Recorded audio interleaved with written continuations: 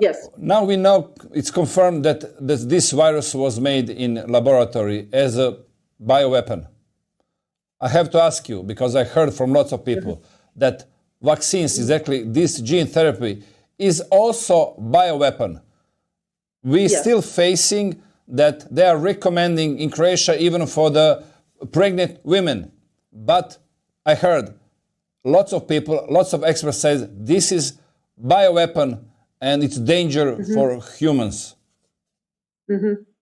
Right. So as far as the so-called COVID virus, while they're claiming it's been made in the lab, it's not a virus. So what was made in the lab and what was used to create, let's say, sentinel cases or to seed the pandemic, to seed the panic, to induce these like bizarre, very bizarre symptoms, which I myself experienced with this illness. This was simulated highly likely by chemical weapons. So using chemicals, and most likely they used so-called legal chemicals, such as agricultural pesticides or chemicals that are used in oil and gas production. So very likely that people were just, poisoned by aerosolized and otherwise distributed various chemicals. That's why you see these patterns all over the world where and a bunch of people published on this. The illness largely wasn't deadly; it was treatable. A lot of the symptoms had nothing to do with respiratory viruses. So, for example, this completely bizarre loss of taste and smell, it's not a respiratory virus; it's a neurotoxin. Respiratory viruses do not cause this. The kind of when you can't smell the food and it's not congestion at all. It's just your olfactory nerves are affected, and that's because you've inhaled some kind of a chemical, a neurotoxin. At the same time, I also had a lot of reports from people who said, they were so sick their hair was falling out, and that was a pretty common symptom. It was reported to me numerous times. Again, it's insane to say that this is a respiratory virus that caused hair to fall out.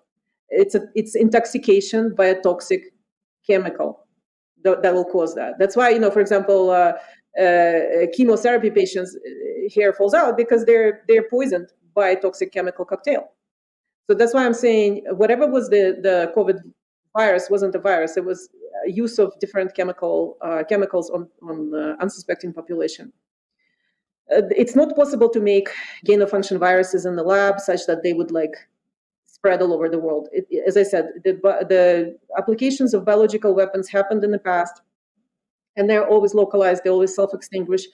The biological materials denature very quickly when exposed to air, water, elements, sunlight. They don't travel at all. And if there is any sort of intoxication with them, those people may be sick, but they don't. It doesn't transmit. Nothing transmits human to human. And when they were doing, for example, the pharmaceutical companies claiming to do research on this COVID virus, like Pfizer's own documentation shows that when they made the virus per that GenBank sequence that everybody got access to, so they synthesized it in their lab to do animal studies for their vaccine product. And when they ran the experiments with this virus that they made per specification, per GenBank sequence, none of their animals got ill. So they sprayed them directly into the throats with the virus preparation.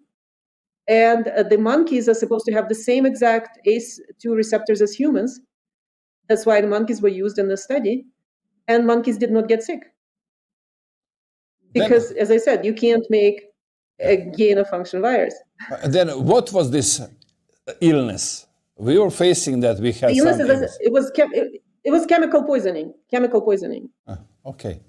So and this is also discussed by the Department of Defense people, affiliated people such as James Giordano, who is a neuroscientist, and he works for DARPA, and he's a professor, and he teaches at West Point Academy, for example. There are a bunch of his lectures online on YouTube, and you can see them. And he, in some of his lectures, and I published on that, and I have the clips, some of his lectures, he explains how to fake pandemics with this exact method.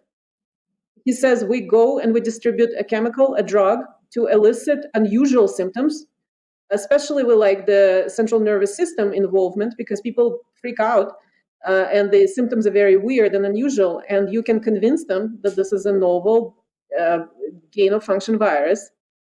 And then he says, well, we just need to seed some so-called sentinel cases so that the media panic can be created and started.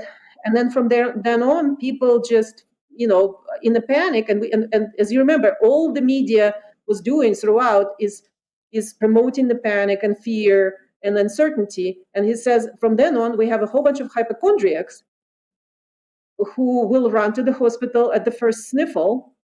And then we can create all these cases and call it a pandemic. So that's how they did it. Yeah.